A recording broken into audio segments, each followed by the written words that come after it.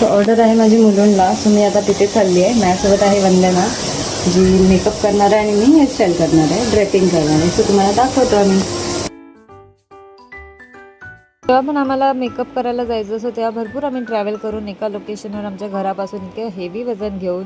दुसऱ्यांना वाटतं makeup artist भरपूर पैसे घेतात, पण त्याच्या मागची मेहनत बघत नाही. कारण का आम्हाला इतकं हेवी वजन घेऊन जायचं असतं एका लोकेशनवरून दुसऱ्या लोकेशन. मी मेट्रो घेणार आहे इकडनं.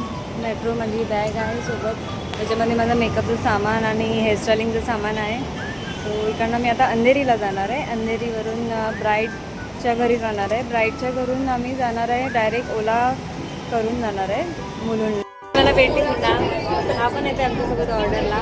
कुठे येतेस तू? मेकअप करायला येते क्लायंटला.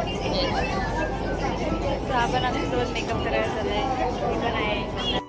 होता मी इकडनं अंधेरीवरून कॅब घेतला आणि आता मी चाललो आहे लोकेशन. इथे येऊन सेटअप करायचा असतो. सो इथे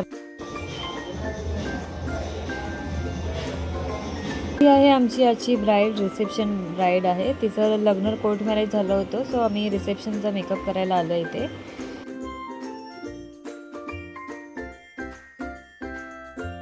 बिफोर लुक. आता मेकअप झाल्यावर तुम्हाला दाखवतोच कसं वाटतंय. सो स्टेट येऊन मेकअप करायच्या आधी वंदना इथे CTM करते, म्हणजे मेकअप करायच्या आधी जी स्टेप्स असतात ते करते. ते मी टाईमलॅप्सवरती मेकअपचा व्हिडिओ पोस्ट करते, तुम्ही पूर्णपणे बघा. ते ब्राईडचा मेकअप चालू असताना मी ब्राईडच्या साड्या काही प्री प्लेटिंग करून ठेवत होती, ज्या ब्राईडला आफ्टर मॅरेज घालायच्या होत्या.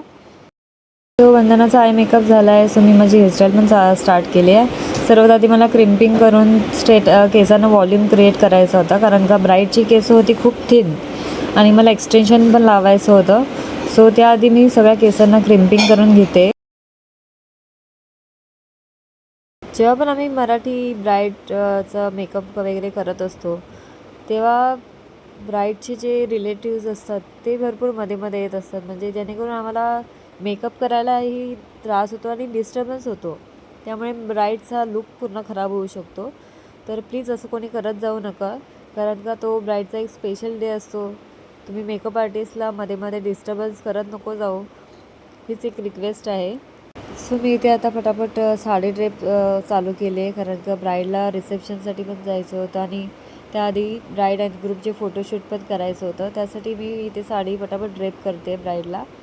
हार्डली मला साडी ड्रेप करायला 7 ते 10 मिनटं जातात, त्याच्यापेक्षा जास्त नाही जात.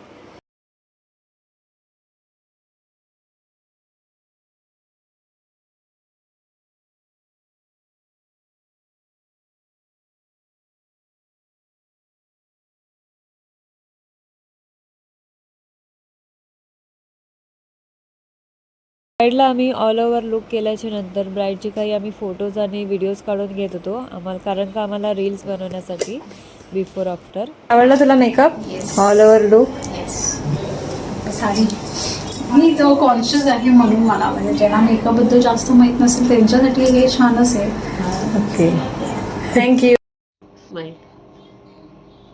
ब्राईडचा आम्ही फीडबॅक घेतल्याच्या नंतर इथे फोटोशूट करायला चालू केलं होतं आणि आम्ही ब्राईडला लगेच आम्ही रिसेप्शनसाठी सुद्धा पाठवलं. सो बघा किती छान कपल वाटत आहेत, किती सुंदर वाटते. ब्राईड पण खूप हॅपी आहे. वगैरे सगळं झालं आहे. आता मी इथे खायला बसलो आहे, स्टार्टर खातो आहे. थोडं थंड ज्यूस घेतला आहे, आता पेरू गुआवा ज्यूस आहे आणि हा गुआवा. इथे स्टार्टर स्टार्ट केलं तिने. माझा स्टार्टर झाला आहे. मी तिथे पाणीपुरी काउंटर लागला आहे, तर पाणीपुरी आमची खाऊन झाली आहे. पाणीपुरी कशी होती? आणि हा छोटा भीम. सो आता मी हा ज्यूस पितो आहे. ब्राईड आमची रिलेटिव्हमध्ये होती, त्यामुळे माझ्या आईला इन्व्हिटेशन होतं. सो माझी आई आता आली आहे आणि रिसेप्शन अटेंड करून मग आम्ही एकत्र घरी जाणार होतो.